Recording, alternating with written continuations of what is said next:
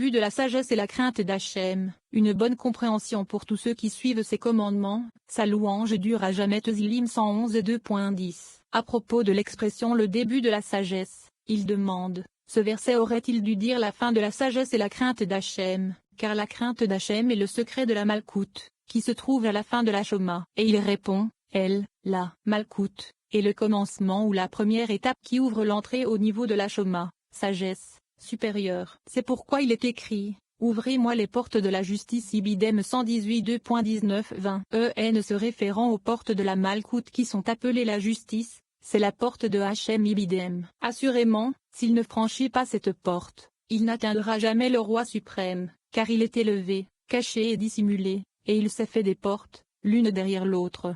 121. Au bout de toutes ces portes, il a placé une porte avec beaucoup de serrures, beaucoup d'ouvertures, et beaucoup de chambres, lits, temples, les unes sur les autres. Il a dit, celui qui veut me rejoindre doit d'abord passer par cette porte. Celui qui entre par cette porte peut entrer. Il en va de même ici, car la première porte d'accès à la sagesse céleste est la crainte d'Hachem. Teilim 111 2.10, qui est Malkout. C'est pourquoi on l'appelle le commencement. 122. La lettre B dans le mot Bereshit indique deux points qui sont réunis dans Malkout. Et de ces deux points, l'un est caché et gardé précieusement, tandis que l'autre est révélé et exposé au grand jour. Mais parce qu'ils ne sont pas séparés, ils sont appelés le commencement Heb.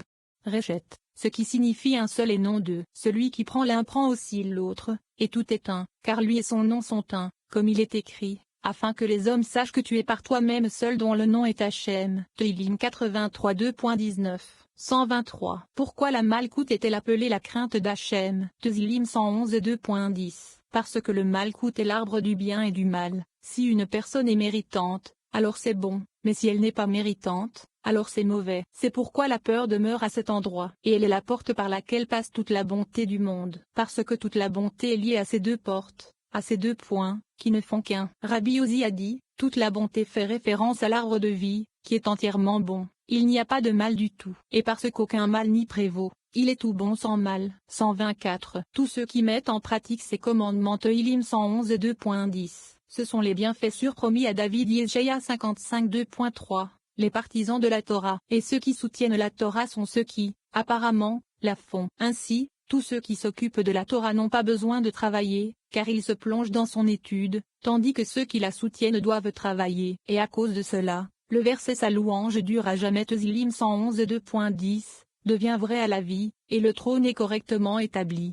14. La nuit de la mariée. Le Zohar examine la fête de Shavuot, lorsque la présence du Créateur s'inscrit complètement dans notre monde physique. Shavuot nous relie à la révélation originale de la lumière qui a eu lieu sur le mont Sinaï. L'union entre la présence de Dieu, la lumière ou la Shekhinah, et le monde physique a produit une perfection totale. La lumière du Sinaï a rayonné avec une telle intensité qu'elle a banni les forces obscures de la mort et de la décadence. Et les Israélites ont connu une véritable immortalité. De même, les forces transmises par le texte araméen du Zohar réveillent l'énergie spirituelle de l'immortalité et éliminent le pouvoir de la mort de nos vies. Les kabbalistes révèlent un secret concernant la force appelée mort. Non seulement elle frappe et affecte le corps physique, mais elle est aussi la force motrice invisible responsable de la disparition des relations, de la prospérité et du bonheur sous toutes ses formes. 125. Rabbi Shimon était assis et étudiait la Torah la nuit où l'épouse, qui est Malkout, devait être unie à son mari. En effet, nous avons appris que tous les amis qui sont les assistants de la chambre nuptiale doivent rester avec la mariée toute cette nuit-là. Le lendemain, qui est la fête de Shavuot, Pentecôte, la future épouse est préparée pour le service matrimonial et pour être mariée à son mari. Pendant cette nuit, les assistants se réjouissent avec elle alors qu'elle prépare ses parures, et Tikkunion. Ceci se réfère à l'étude de la Torah, et de l'étude de la Torah aux prophètes, et des prophètes aux saintes écritures, à géographes, puis aux expositions des écritures et aux secrets intérieurs de la sagesse, car ce sont là ses préparatifs et ses parures. Et elle, la mariée, s'approche de ces demoiselles d'honneur et se place au-dessus de leur tête. Elle se fait préparer, soigner, par elle et se réjouit avec elle toute la nuit. Le lendemain, au matin de Shavuot, elle n'entre pas sous le dé sans elle. Ainsi, ses amis, qui ont étudié la Torah toute la nuit, sont appelés les assistants du dé, littéralement fils du dé. Lorsqu'elle s'approche du dé, le saint, béni soit-il, s'enquiert d'eux, les bénit et les couronne avec les couronnes nuptiales. Comme leur rôle est heureux. 126. Rabbi Shimon et tous ses amis chantaient les chants de la Torah. Chacun d'eux apportait une nouvelle découverte sur la Torah, et Rabbi Shimon se réjouissait avec tous ses amis. Rabbi Shimon leur dit, « Mes fils, quel bonheur pour vous, car demain, l'épouse ne s'approchera pas du dais nuptial sans vous. Car tous ceux qui préparent les parures de la mariée pendant cette nuit et se réjouissent avec elle seront tous écrits et inscrits dans le livre du souvenir. Et le Saint, béni soit-il, les bénira de 70 bénédictions et couronnes du monde supérieur. 127. Rabbi Shimon a ouvert la discussion en disant, « Les cieux racontent la gloire d'El-Tezilim 19:2.2. J'ai déjà expliqué ce verset, mais je vais le faire à nouveau. Lorsque l'épouse se réveille le matin du jour suivant pour entrer sous le dais nuptial, elle apparaît, resplendissante avec tous ses ornements, avec les amis, assistants, qui se sont réjouis avec elle la nuit précédente. À son tour, elle se réjouit avec eux maintenant. 128. Le jour suivant, combien de foules, d'hôtes et de camps se rassemblent autour d'elle, pendant qu'elle et tous les autres, tous ces hôtes et camps attendent chacun de ceux qui l'ont préparé, étudiant la Torah pendant la nuit. En les voyant, Zérampin et Malkout, réunis, et en la regardant, la Malkout, voit son mari, Zahir-Ampin. Les Écritures disent, les cieux racontent la gloire d'El-Tezilim 19:2.2. Les cieux se réfèrent à l'époux qui entre sous le dais nuptial, qui est Zérampin et est appelé les cieux, déclaré Eb. Mais Sapréim, signifie qu'il brille comme l'éclat d'un saphir, Eb. Sapé, qui scintille et rayonne d'un bout à l'autre de l'univers. 129. La gloire d'El-Tezilim 19:2.2, et l'épouse, c'est-à-dire Malkout, qui est appelée El, comme il est écrit, et elle qui a de l'indignation, juste colère. Chaque jour Tezilim 7h12. Pendant tous les jours de l'année, elle est appelée elle, mais maintenant, à la fête de la Pentecôte, Shavuot, après être entrée sous le dais nuptial, elle est appelée gloire et elle, ce qui signifie gloire sur gloire, splendeur sur splendeur, et domination sur domination.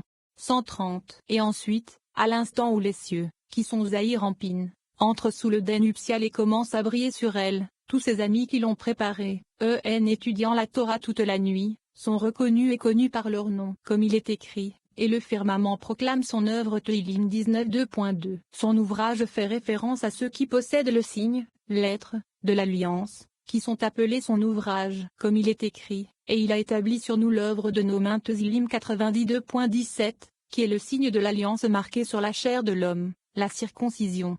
131. Le rabbin Amnuna Saba a ensuite cité, ne laisse pas ta bouche faire pécher ta chair. Kohelé 5:2.5. Cela signifie qu'une personne ne doit pas permettre à sa bouche d'être la cause de mauvaises pensées, apportant ainsi le péché à la chair sacrée ou la sainte alliance, circoncision, est marqué. Car s'il le fait, il sera entraîné dans la perdition. Celui qui est en charge de cet enfer est appelé Duma, et avec plusieurs dizaines de milliers d'anges destructeurs, ils se tiennent tous à l'ouverture, porte, de cet enfer. Mais il n'a pas la permission de toucher tous ceux qui ont préservé, pris soin de, la Sainte Alliance dans ce monde. 132. Le roi David, après ce qui lui est arrivé avec Bathsheba, était très craintif. Car à ce moment-là, Duma est monté vers le Saint, béni soit-il, s'est tenu devant lui et a dit, ô maître de l'univers, dans la Torah, il est dit de l'homme qui commet l'adultère avec la femme d'un autre homme. L'adultère et la femme adultère seront certainement mis à mort. Veikra à 20h10. De plus, il est écrit, tu ne coucheras pas charnellement avec la femme de ton prochain pour te souiller avec elle. 18:2.20. Que va-t-il donc advenir de David, qui a profané la Sainte Alliance en profanant son bris, organe génital, en commettant l'inceste? Le Saint, béni soit-il, lui dit, David est juste. Et la Sainte Alliance reste intacte, car il m'est connu que Bathsheba lui a été attribuée depuis le jour où le monde a été créé. 133. Duma lui dit, Hachem, si cela est connu de toi, cela n'est pas connu de lui. David, lui, le Saint, béni soit-il, lui dit, non seulement cela, mais tout ce qui est arrivé a été permis et fait légalement. Car toute personne qui partait à la guerre ne partait pas avant d'avoir donné un acte de divorce à sa femme. Il lui dit, s'il en est ainsi, il aurait dû attendre 3 mois. Ce qu'il n'a pas fait. Il répondit, quand cela est-il appliqué? Seulement dans les cas où l'on soupçonne qu'elle pourrait être enceinte. Et je sais avec certitude qu'Uria ne l'a jamais touchée, car mon nom est scellé en lui comme témoin. Car il est écrit Uria, qui se compose des lettres Uriah. Et on peut aussi écrire Uriahu, prononcer Uriahu, qui est formé des lettres Ur, Yud, et Evav, pour montrer qu'il est scellé par mon nom en tant que témoin, qui témoigne, qu'il n'a jamais eu de relation sexuelle avec elle. 134. Duma lui dit, Maître de l'univers, c'est exactement ce que j'ai dit. S'il est connu de toi qu'Uria n'a jamais couché avec elle, il ne l'est pas de lui. Par conséquent, il aurait dû attendre 3 mois. Et de plus, si tu affirmes que David savait qu'il n'avait jamais couché avec elle, alors pourquoi a-t-il renvoyé Uri chez lui et lui a-t-il ordonné d'avoir des rapports avec sa femme, puisqu'il est écrit, descends dans ta maison et lave-toi les pieds. Ishmuel 11 2.8, 135. Il dit à Duma, il ne savait certainement pas. Il attendit donc plus de 3 mois, car 4 mois s'étaient écoulés. Car nous avons appris que le 25e jour de Nissan, David envoya une annonce pour que toutes les armes soient rassemblées pour partir en guerre. Et ils étaient avec Yav le 7e jour de Sivan, alors qu'ils allaient détruire le pays des fils d'Ammon. Ils y restèrent pendant les mois de Sivan, Tammuz, Av, Elul. Et le 24e jour d'Elul, l'événement avec Bathsheba s'est produit. Puis, à Yom Kippour, le jour des expiations, le Saint, béni soit-il, lui pardonna ce péché. Et il y a ceux qui prétendent que le 7e jour d'Adar, l'annonce fut envoyée, et que toutes les armes furent rassemblées le 15e jour d'Iyar. Ainsi, ce qui est arrivé à Bathsheba s'est produit le 15e jour d'Elul. Alors qu'il était à Yom Kippour, il a reçu le message Hachem a aussi effacé ton péché, tu ne mourras pas. Ishmuel 12h13. Quelle est la signification de tu ne mourras pas? Cela signifie qu'il ne mourra pas de la main de Duma. 136. Duma a dit, Maître de l'univers, j'ai une chose contre lui. Il a ouvert la bouche et a dit, Hachem est vivant, l'homme qui a fait cela mérite de mourir. Ishmuel 12 2.5. Il s'est donc condamné à la mort, et par conséquent, j'ai le pouvoir sur lui d'amener la mort sur lui. Il dit à Duma, tu n'as pas la permission de le faire mourir, car il s'est déjà confessé devant moi en disant, j'ai péché contre Hachem, même s'il n'a pas péché. Bien que son péché contre Uria ait été de le tuer, j'ai écrit son châtiment et il l'a accepté. Aussitôt, Duma retourna à sa place, déçu et l'esprit brisé. 137. À ce sujet, David a dit, si Hachem n'avait pas été mon aide, mon âme aurait failli demeurer dans le silence. Duma, Tehillim 94 2.17. Si Hachem n'avait pas été mon aide signifie que s'il n'était pas devenu le superviseur de David et ne l'avait pas protégé de l'ange Duma, l'âme de David aurait presque habité dans le silence entre les mains de Duma. Pourquoi dit-il avait presque? Parce que seule la plus petite distance, aussi étroite qu'un mince fil, le séparait de l'autre côté. Ainsi, presque habiter en silence était la distance d'un mince fil, la distance qui reste à Duma pour l'entraîner dans la perdition. 138. Par conséquent, toute personne doit faire attention à ne pas dire ce que le roi David a dit, car elle ne pourra pas dire à l'ange Duma, c'était une erreur. Kohélet 5 2.6, comme ce fut le cas pour le roi David. Car dans le cas de David, le Saint, béni soit-il, a vaincu Duma, à juste titre. Pourquoi Elohim se mettrait-il en colère à cause de ta voix Ibidem? Fait référence à la voix qui a dit, et détruit l'œuvre de tes mains Ibidem. Il s'agit de la chair sacrée, qui est le Saint-Bris qu'il a endommagé et corrompu, et à cause duquel il doit être traîné vers le bas à genoux par l'ange Duma.